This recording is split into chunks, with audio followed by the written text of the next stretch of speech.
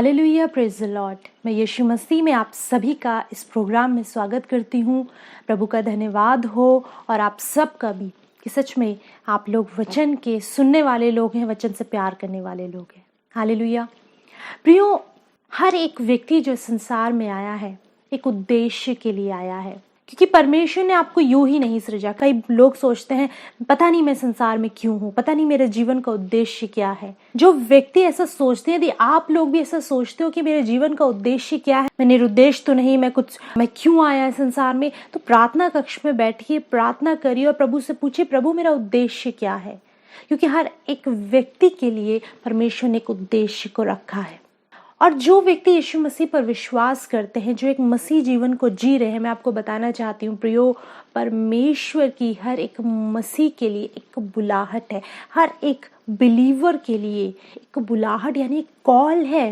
बहुत से लोगों को नहीं मालूम होता कि उनकी कॉल है, उनकी एक बुलाहट है। परमेश्वर ने कुछ दानों को उनके जीवन में रखा है, कुछ वरदानों को उनके जीवन में रखा है, और वो कभी उस वरदान की ओर जाते हैं, उस वरदान के साथ न्याय करते हैं। यानी कि अगर उन्हें परमेश्वर ने सिंगिंग का तोड़ा दिया है तो वो चर्च में गीतों को गाएंगे, प्रभु की आराधना करेंगे, बट उन्हें नहीं मालूम होता कि ये जो वरदान उन्हें मिला है, इसके द्वारा परमेश्वर अपने राज्य के लिए उन्हें इस्तेमाल करना चाहता है।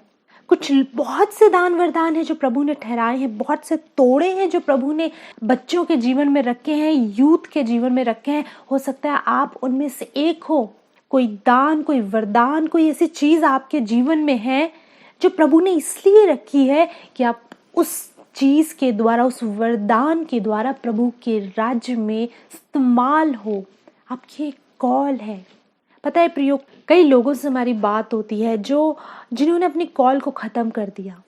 यानी उनको मालूम चल गया था कि मेरी बुलाहट ये है, मुझे एक वर्शिपर के रूप में प्रभु ने बुलाया है, मुझे एक दास के रूप में प्रभु ने बुलाया, मुझे प्रभु ने बुलाया था कि मैं एक प्रॉफिट बनूं। मेरे अंदर कुछ चीज़ हो रही थी। मैं परमेश्वर, जब मैं प्रार्थना में था, जब मैं वचन को पढ़ रहा था, जब मैं उसकी संगति में बना रहता था, आज से कुछ साल पहले जब मैं उसके साथ एक अद्भुत संबंध में था, वो प्रभु मुझे बता रहा था कि बेटा तेरी कॉल है, तेरी बुलाहट है, तू इस संसार में एक उद्देश्य के लिए रखा गया है। पर बहुत से लोगों ने उसकी कॉल को नजरअंदाज करा और अपने संसारिक कामों में लग गए। प्रियो, आज वो पछता रहे हैं, आज वो रो रहे हैं, क्योंकि जो व्यक्ति जिसको परमेश्वर ने अपने लिए चुन लिया, जिसको परमेश्वर ने ठहरा दिया कि ये मेरा दास होगा, ये मेरी दासी होगी, इसके द्वारा मैं अपनी महिमा लूंगा, और जब वो उस कॉल को नो कर संसार में खो जाता है, संसारिक बातों में लग जाता है, अपने कैसे खाऊंगा, कैसे कमाऊंगा, कैसे बच्चों का होगा, कैसे घर बनेगा, इन चीज़ों में वो लग जाता है, वो अपनी कॉल को ख़त्म कर देता है। और जो जीवन फिर वो जीता है, उस जीवन से वो कभी भी सेटिस्फाई नहीं होता, वो जीवन कभी भी उसे आनंद नहीं दे पाता। इसलिए बहुत ज़रूरी है आज का वचन आप लोगों के लिए स्पेशली मैं इसलिए लेकर आई हूँ कि ज़रूरी है कि आप इन दिनों में, जब ये अंतिम युग चल रहा है, जब परमेश्वर के पुत्र का आगमन नज़दीक है, जब दूल्हा अपनी दुल्हन को लेने के लिए आने वाला है, ऐसे समय में यदि आपके जीवन में प्रभु ने कोई कॉल रखी है, उसके साथ न्याय कीजिए, अपनी कॉल को पहचानिए। यदि आपको नहीं मालूम आपकी कॉल क्या है, तो प्रार्थना में बैठिए, उपवास में बैठिए, वचन को पढ़िए और प्रभु से पूछिए कि प्रभु मेरी कॉल क्या है। क्योंकि मैं आपको बताना चाहती हूँ, अगर आप एक अच्छे मसीह जीवन को जी रहे हैं तो निश्चय है आपकी एक कॉल है। पता है मेरे प्रियो, यदि आप मेरे साथ एक स्थान से निकालेंगे, रोमियो 12 उसके 4 पद से आगे इस प्रकार लिखा है। प्रियो, बहुत ही खूबसूरत बात यहाँ पे परमेश्वर का कलाम कहता है कि अलग अलग कॉल्स हैं व्यक्तियों की, किसी की कुछ है, किसी की कुछ है, बट क्या हो रहा है आज के समय में, आपस का जो प्रेम है, आपस में मसीहों का जो प्रेम है वो ठंडा हो रहा है। उसके कारण क्या हो रहा है, कॉल में गड़बड़ियाँ आ रही हैं, बुलाहट में गड़बड़ियाँ आ रही हैं, सेवकाई में गड़बड़ियाँ आ रही हैं, और जो भेड़ें हैं यानी कि चरवाहे की जो भेड़ें वो भटक रही हैं। इसलिए खुदा का कलाम यहाँ पे कुछ बातों को कहता है। क्या कहता है? 4 पद में इस प्रकार लिखा है, क्योंकि जैसे हमारी एक देह में बहुत से अंग हैं और सब अंगों का एक ही सा काम नहीं, वैसा ही हम भी जो बहुत हैं मसीह में एक देह होकर आपस में एक दूसरे के अंग हैं।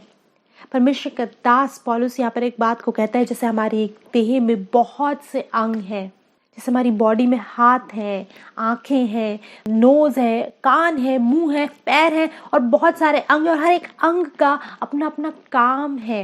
एक शरीर के अंदर जितने भी अंग होते हैं, हर एक का अपना एक काम है। आंख जो है वो हाथ का काम नहीं कर सकता, या पैर आंखों का काम नहीं कर सकता। हम नाक से नहीं सुनते, हम कानों से सुनते हैं। हर एक शरीर के अंग का अपना अपना काम है। लिखा है ऐसे ही यीशु मसीह की देह है और हर एक देह के अंग हैं, और वो अंग हम हैं। क्या कहता है 5 पद में, वैसे ही हम जो बहुत हैं मसीह में एक देह होकर आपस में एक दूसरे के अंग हैं। मसीह में एक देह होकर आपस में एक दूसरे के अंग हैं। मसीह हमारा सर है, हमारा मुकुट है, हमारा सर है, और हम उसके अंग हैं, वो बॉडी है, हम मसीह की बॉडी है। मैं आपको बताना चाहती हूँ, आप में से हर एक का एक कार्य है। आप यूं ही नहीं मसीह के अंग हो। हर एक अंग का, छोटे से छोटे बॉडी के पार्ट का आपको पता है बहुत बड़ा रोल होता है। छोटे से छोटे बॉडी पार्ट का, जो मेडिकल फील्ड के लोग हैं वो जानते हैं। छोटी से छोटी हड्डी का, एक छोटी से छोटी नस का, एक छोटे से छोटे टिश्यू का भी बॉडी में बहुत काम होता है। हम मसीह के अंग हैं। और क्या कहता है कलाम 6 पद में, जबकि उस अनुग्रह के अनुसार जो हमें दिया गया है, हमें भिन्न भिन्न वरदान मिले हैं। तो जिसको भविष्यवाणी का दान मिला हो वो विश्वास के परिमाण के अनुसार भविष्यवाणी करे। हर एक को एक वरदान मिला है, भिन्न भिन्न वरदान। हर एक को, हर एक अंग का जैसे एक कार्य है, वैसे ही मेरे प्रिय खुदा का कलाम कहता है हर एक व्यक्ति को वरदान मिले हैं, अलग अलग वरदान मिले हैं। कई बार हम सोचते हैं प्रभु मेरे पास क्या वरदान है। आप जानिए आज कलाम क्या कहते हैं कि आपके पास क्या क्या वरदान है। लिखा है जिसको भविष्यवाणी का दान मिला हो वो विश्वास के परिमाण के अनुसार भविष्यवाणी करे।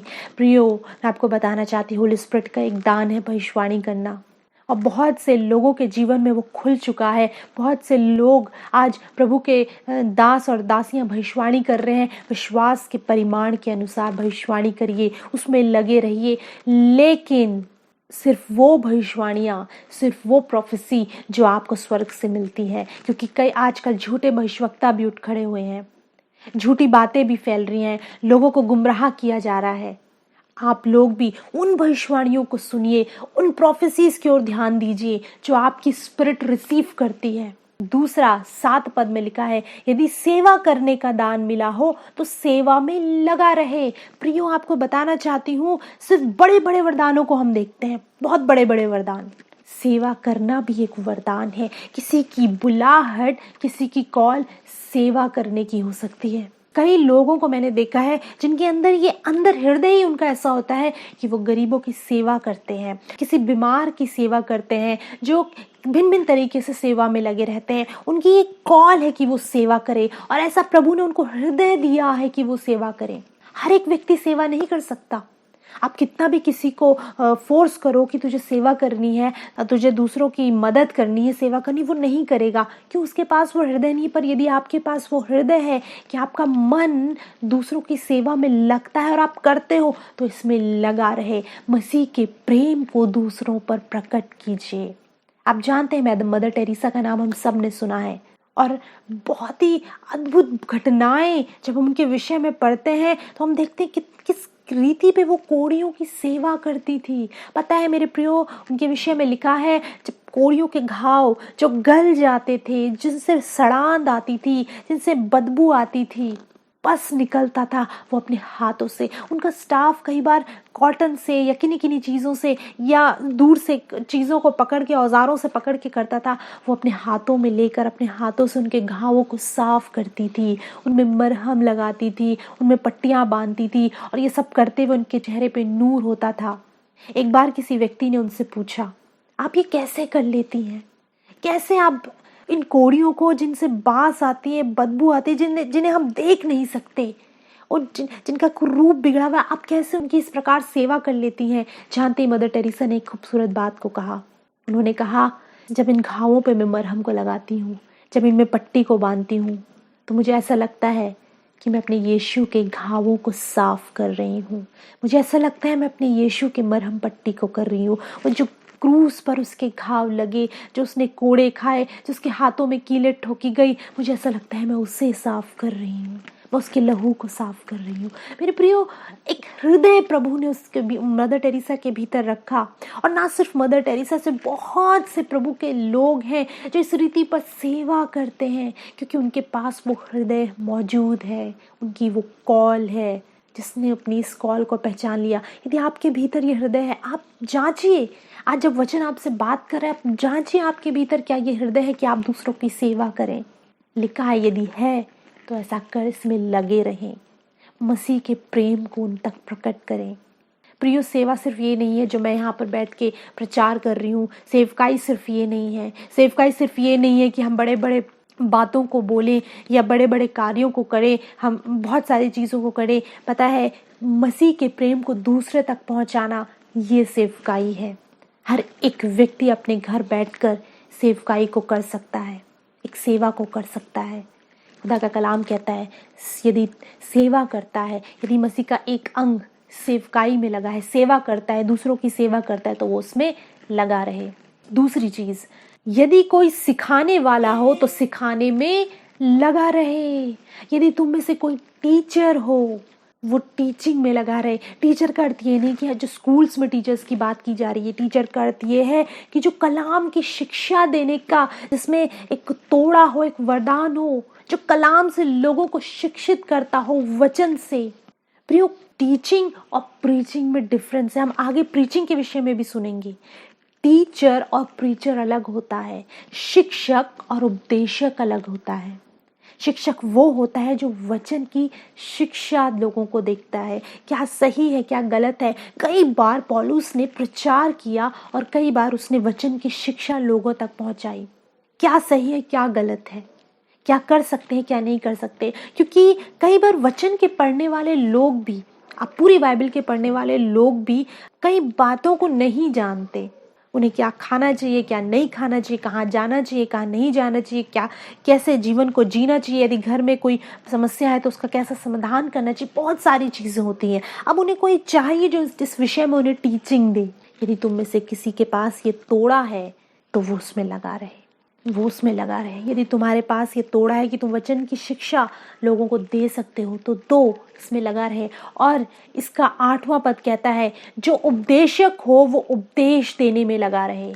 जो प्रीचर हो, यदि प्रभु ने आपके जीवन में एक कॉल ठहराई है कि जब आप प्रचार करते हैं और लोग आपकी सुनते हैं, प्रभु पर विश्वास करते हैं, तो आप उसमें लगे रहें। खुदा का कलाम कहते हैं, तुम में से कोई उपदेशक हो, उपदेश देने वाला हो, और लोग, प्रभु का आत्मा तुम्हें अगुवाई करता है, तुम्हारे अंदर वो तोड़ा प्रभु ने दिया है, तो वो उसमें लगा रहे। अपनी कॉलिंग को पहचानने की जरूरत है। आज इन कॉलिंग्स के विषय में हम बात कर रहे हैं, इनको पहचानने की ज़रूरत है प्रियो, क्योंकि अब नहीं पहचानोगे तो जब एक समय आप गुजार लोगे अपने जीवन का, जब आप 70-80 या इस उम्र में आ जाओगे और आप पीछे पलट के देखोगे, तो आपको लगेगा आपने लाइफ का एक बहुत बड़ा लॉस आपने कर लिया। क्योंकि आज भी हमारे पास कई ऐसे फ़ोन कॉल्स आते हैं, लोग पर्सनली हमसे मिलने आते हैं, जो इस बात को कहते हैं कि हमारे जीवन में कॉल थी, हम ये करना चाहते थे, हम पास्टर बनना चाहते थे, हम प्रचारक बनना चाहते थे, हम कुछ करना चाहते, हम वर्शिपर बनना चाहते थे, पर अब नहीं कर पाए। हमने अपने जीवन तबाह कर दिया, हम दुनियावी चीज़ों में चले गए, वो हम सिन कर बैठे, हम पाप कर बैठे, हमने अपनी कॉल को ख़त्म कर दिया। आज इन कॉल्स के विषय में हम आपसे बात कर रहे हैं। यदि आप में से किसी के पास ये तोड़ा है और आप जानते हो और नहीं जानते हो, तो प्रार्थना में बैठिए और मांगिए प्रभु से, पूछिए मेरा क्या तोड़ा है, मेरा क्या दान है प्रभु, मैं मसीह का अंग हूँ, मेरा क्या कार्य है, मेरा कार्य मुझे बता। देखिए क्या लिखा है, वो उपदेश में लगा रहे। और 8वां ही पद कहता है, दान देने वाला उदारता से दे। ये भी एक कॉल है, ये भी एक सेवा है, दान देना। कई लोगों का हृदय प्रभु ने ऐसा कर दिया है, वो प्रभु की सेवकाई के लिए बहुत बहुत दान देते हैं, प्रभु के कार्यों के लिए, प्रभु के दासों को प्रभु की सेवकाई में अपनी संपत्ति, अपनी जीवन के द्वारा, अपने कमाई के द्वारा दान देते हैं। अरे ये भी एक कॉल है। यदि आपके जीवन में प्रभु ने इस बात को रखा है कि आप दान देने के द्वारा प्रभु की सेवा कर रहे हो, तो इसमें लगे रहिए। प्रियो, मैं आपको बताना चाहती हूँ, जैसे कि मैंने पहले क्या, मसीह के अंग हैं, हर एक अंग, छोटे से छोटा अंग भी बहुत इंपॉर्टेंट रोल प्ले करता है एक बॉडी की फंक्शनिंग में। यानी एक शरीर को कार्य करने के लिए हर एक अंग की जरूरत होती है। एक अंग भी यदि कार्य ना करे तो बॉडी में गड़बड़ी होने लगती है। हमें डॉक्टर्स के पास भागना पड़ता है, हमें चेकअप कराना पड़ता है, फिर उस अंग को ठीक करने के लिए मेडिसिन लेनी पड़ती है ताकि वो अंग प्रॉपरली कार्य करे। उसी प्रकार ये जितने भी कार्य मैं बता रही हूँ हर एक अंग के हैं। यदि आपको प्रभु ने ऐसा ठहराया, आपका हृदय प्रभु ने ऐसा रखा है कि आप प्रभु के कार्य में दान को दे, और प्रभु ने इस योग्य भी आपको बनाया है। मैं आपको बताना चाहती हूँ प्रियो, यदि दान देने का हृदय प्रभु ने आपको दिया है तो वो दान देने के लिए आपको धन भी देगा, संपत्ति भी देगा। वो इसलिए देगा कि आप उसके द्वारा प्रभु की महिमा करें। वो इसलिए नहीं देगा कि वो आप अपने उससे भोग विलास में उड़ा दे, अपने शौकों को पूरा करने में लगाए। वो इसलिए देगा उससे आशीषित हो और उस कमाई के द्वारा आप प्रभु की महिमा करें। यदि खुदावन ने ऐसा दान आपको दिया है तो आप ऐसा ही करें, क्योंकि मैं बहुत से लोगों को जानती हूँ और शायद आप भी जानते होंगे जो प्रभु के भवन में, प्रभु के कार्यों में हाथों को बढ़ाते हैं। वो दिल खोल कर प्रभु के कार्य को करते हैं और प्रभु उसके द्वारा उनको बहुत आशीष भी देता है। अगर यदि प्रभु ने ऐसा मन आपको दिया है तो आप इसे करिए। दूसरी चीज, 8वां ही पद कहता है, जो अगुवाई करे वो उत्साह से करे, जो दया करे वो हर्ष से करे। अगुवाई करे, आप जानते हैं अगुवाई करना क्या होता है? जैसे मूसा ने इजरायलियों की अगुवाई करी, लीडरशिप, ये भी एक कॉल है। ध्यान से इन बातों को समझे तो लीडरशिप के लिए बहुत सारी चीजें चाहिए। आपके अंदर पेशेंस होना चाहिए। आपको दूसरे जो लोग आपके पास समस्याएं लेकर आ रहे हैं उसका समाधान किस प्रकार होना है, ये सारी चीजें आपके भीतर होनी चाहिए। बहुत सारी चीजें लीडरशिप के लिए क्वालिटीज आपके भीतर होनी चाहिए। और यदि ऐसी क्वालिटी आपके भीतर है, मैं आपको बताना चाहती हूँ उसमें आप लगे रहें। बहुत सी कॉल्स है मेरे प्रियो, ये कुछ कॉल्स के विषय में यहाँ पर पौलुस ने बताया है। इसके अलावा भी बहुत सी बातें हैं जो हो सकता है आपके जीवन में हो। आप खुद बेहतर जानते हैं कि प्रभु ने आपको, आपके भीतर क्या रखा है, कैसा हृदय प्रभु ने आपको दिया है, आप क्या करना चाहते हो प्रभु के राज्य में। फर्क इस बात से नहीं पड़ता, कोई कार्य प्रभु की दृष्टि में छोटा या बड़ा नहीं है, कोई कार्य नहीं। कुछ लोग फ्रंट में आके कार्य करते हैं, लेकिन कुछ लोग पीछे रहकर बहुत से कामों को करते हैं। आप फ्रंट में मुझे देख रहे हो, बट इसके पीछे कितनी मेहनत लगी है। आप उन लोगों की सेवा को देखिए। किसी ने इस वीडियो को एडिट करा, किसी ने इसकी ऑडियो को एडिट करा, कोई प्रोडक्शन कर रहा है, कोई कुछ कर रहा है, कोई कुछ कर रहा है, कोई शूट कर रहा है, बहुत सारी चीज़ें। किसी ने दान दिया और फिर जाकर हम इस प्रोग्राम को कर पा रहे हैं। कि अलग अलग लोगों ने, बहुत सारे लोगों ने मिलकर ये प्रोग्राम हम आगे बढ़ा पा रहे हैं। बहुत सारे लोगों का कंट्रीब्यूशन है इसमें, बहुत सारे लोग सेवा कर रहे हैं प्रभु की। ये चैनल प्रभु की सेवा कर रहा है, इनको चलाने वाले प्रभु की सेवा कर रहे हैं, इससे जुड़ा हर एक व्यक्ति प्रभु की सेवा कर रहा है। अब वो आपको दिख नहीं रहे हैं फ्रंट में, बट पीछे वो लोग सेवा कर रहे हैं प्रभु की, और प्रभु उन चीज़ों को देख रहा है, प्रभु उनको आशीष देगा। उसी प्रकार मेरे प्रियो, कई बार बहुत सारी चीज़ें हमें लगता है कि हम दिख नहीं रहे, हम फ्रंट में नहीं है, पर मैं आपको बताना चाहती हूँ हर एक अंग का एक कार्य है, प्रभु ने आपको ठहराया है। यदि आप मसीह हो, विश्वासी हो, मैं आपको बताना चाहती हूँ यूं ही आप इस संसार में नहीं हो। प्रभु ने इसलिए रखा है कि आपके द्वारा प्रभु परमेश्वर के नाम को महिमा मिले, उसके नाम का जलाल मिले, उसका नाम ऊंचा उठे। आपको इसलिए नहीं रखा कि आप एक मसीह जीवन, मसीह का ठप्पा लगाकर आप संसारिक भोग विलासों में अपने जीवन को खत्म कर दे। यदि आप मेरे साथ रोमियो 13 उसके 11 पद से आगे इस प्रकार लिखा है, समय को पहचान कर ऐसा ही करो, इसलिए कि अब तुम्हारे लिए नींद से जाग उठने की घड़ी आ पहुंची है। समय को पहचान कर, अब जो समय चल रहा है आप बेटर जानते हो। इससे पहले वाले एपिसोड में मैंने कुछ बातों को रखा था कि ये जो समय चल रहा है आप इसको जानते हो, क्योंकि वचन में लिखा है तुम अंधकार में नहीं हो कि तुम्हें कुछ मालूम ना हो, तुम ज्योति में हो, ज्योति की संतान हो, तुम्हें सब कुछ मालूम है। समय को पहचान कर अब इन कामों को किया करो। क्यों? अब तुम्हारे लिए नींद से जाग उठने का समय, घड़ी आ पहुंची है, क्योंकि जिस समय हमने विश्वास किया था उस समय के विचार से अब हमारा उद्धार निकट है।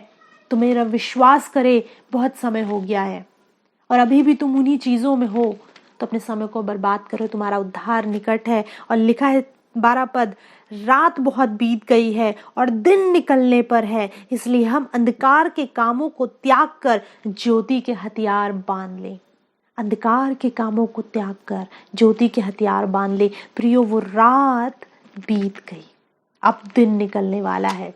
आप जानते हैं यीशु मसीह आने वाला है। अब उन कामों को त्याग दीजिए, उन अंधकार के कामों को। कौन से काम? 13 पद, जैसे दिन को शोभा देता है वैसे ही हम सीधी चाल चले, ना कि लीला क्रीड़ा और पियक्कड़पन में, न व्यभिचार और लुचपन में, और न झगड़े और डहा में। इन सब अंधकार के कामों को त्याग दीजिए। ये व्यभिचार, ये लीला क्रीड़ा, ये पीना, शराबे पीना, नशों में रहना, ये घूमना फिरना, ये बेकार की दुनियावी चीजें। लिखा है झगड़े और डाह में, जो आपस में परिवारों में झगड़े हैं। उसने मेरे साथ ऐसा कह दिया, मैं उसके साथ ऐसा करूंगा। यदि उसने मेरे साथ बुरा करा है तो मैं उसके साथ इससे ज्यादा बुरा करूंगा। चिढ़ में, कुड़न में, इन सारी चीजों को आप त्याग दीजिए। रात बहुत बीत गई, दिन निकलने पर है। अब ज्योति के हथियार बांध लीजिए। वचन कहता है जैसे दिन में शोभा देता है। पता है, दिन में लोग सीधी चाल चलते, उनको मालूम है सब लोग देख रहे हैं उन्हें। रात में व्यक्ति बुरे से बुरा रहता है क्योंकि उसे मालूम है कोई नहीं देख रहा, पर दिन में, उजाले में वो ऐसे कामों को करता है क्योंकि उसे मालूम है सबकी नजर उस पर है। वैसे ही आप दिन में चलिए, ज्योति की संतान है आप, ज्योति के कामों को करें। जैसे दिन में शोभा चल देता है वैसे कार्यों को करे। और 14 पद कहता है, वरन प्रभु यीशु मसीह को पहन लो और शरीर की अभिलाषाओं को पूरा करने का उपाय ना करो। प्रभु यीशु मसीह को पहन लो। मुझे बहुत ही खूबसूरत लगती है वर्ड, बहुत आशीष देती है। इससे ज्यादा एक खूबसूरत पहनने का, यीशु मसीह को जीवन में स्वीकार करने का कोई और वर्ड्स नहीं नजर आती। वचन कहता है यीशु को पहन लो। अब यीशु को पहनने का अर्थ ये है कि तुम पीछे हो गए, यीशु आगे हो गया। अब जो देखेगा ना, यीशु को देखेगा।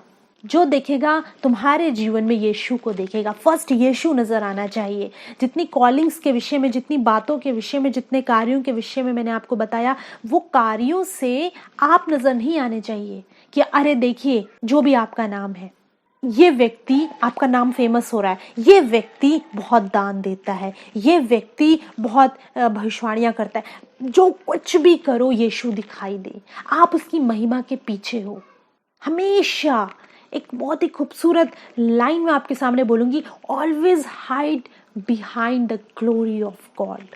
परमेश्वर की महिमा के पीछे छुपने का हमेशा प्रयत्न करें कि प्रभु दिखाई दे, मेरे प्रचार में प्रभु दिखाई दे, मेरे उपदेश में प्रभु दिखाई दे, मेरे दान देने में प्रभु दिखाई दे, मेरे सेवा करने में प्रभु दिखाई दे। जब सेवा करूं तो वो, जब मैं उस व्यक्ति की, बीमार की या किसी की भी सेवा करूं, उसे मैं ना दिखाई दूं, उसे प्रभु दिखाई दे। उसे दिखाई दे कि मसीह लोग कितने प्रेम करने वाले लोग होते हैं, मसीह लोगों का हृदय कैसा होता है। पर प्रियो, अफसोस की बात कि आज मसीह परिवार के बच्चे, मसीह परिवार ऐसे उजड़े पड़े हैं कि अन्य जातियों में निंदा होती है इस नाम की। जैसे वचन में लिखा है, तुम्हारे कामों के कारण अन्य जातियों में निंदा होती है मसीह के नाम की। तुम लोग ऐसा जीवन जी रहे हो, ऐसी शराबें तुम्हारे परिवार में पी जा रही, सारे नशे हो रहे हैं, तुम्हारे परिवार से लड़ाई की आवाजें दूसरे घर तक पहुंच रही हैं और लोग कह रहे हैं ऐसे होते हैं मसीह लोग, ऐसा जीवन जीते हैं। प्रियो, रिफ्लेक्ट करने की जरूरत है यीशु मसीह को अपने जीवन से। आपका बोलना ऐसा हो कि मसीह के नाम की महिमा हो।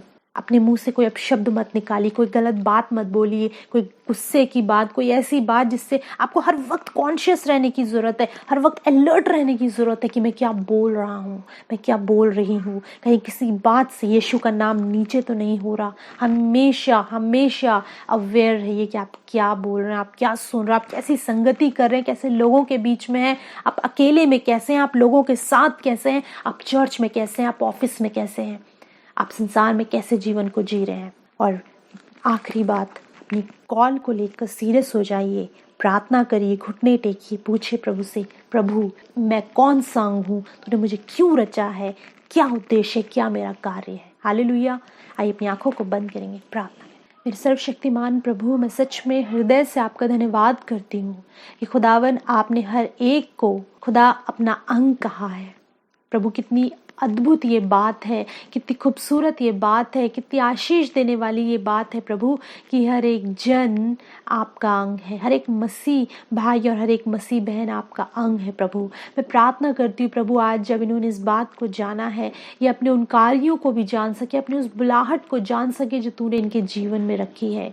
यीशु मसीह बड़े बोझ से प्रार्थना करते हैं खुदा, इनकी कॉल्स, इनके कार्य इन पर रिवील होने वाले हो सके, ये प्रभु जान सके इन्हें तूने क्यों रचा है, क्यों तूने इनको अपने लिए चुना है, क्यों तूने इनको बुलाया है और किस कार्य के लिए बुलाया है। आज जब ये प्रार्थना में बैठे, जब ये अपने बिछौनों पर जाएं और जब ये घुटने टेक कर प्रार्थना करें, मेरे प्रभु आप इनसे बोलिएगा और बातचीत करिएगा। मैं प्रार्थना करती हूँ, यदि कोई कमज़ोरी है, दुख है, दर्द है, पीड़ा है, प्रभु यीशु मसीह के नाम से इनके जीवन को छोड़ कर जाने पाए। मेरे प्रभु ये जानने पाए कि सच में ये निरुद्देश्य संसार में नहीं है, तूने एक उद्देश्य के लिए इन्हें रचा है।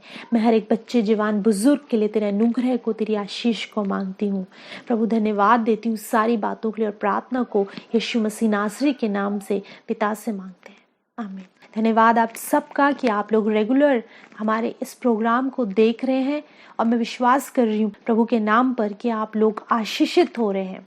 मैं विश्वास कर रही हूँ कि वचन यहाँ से व्यर्थ नहीं जा रहा, हर एक बहन, हर एक भाई के जीवन में कार्य कर रहा है, क्योंकि जब आप फ़ोन कॉल्स करके अपनी गवाहियाँ शेयर करते हैं वो बहुत आशीष देती हैं, हमें उत्साहित करती हैं कि हम प्रभु के कार्य में इसी प्रकार लगे रहें।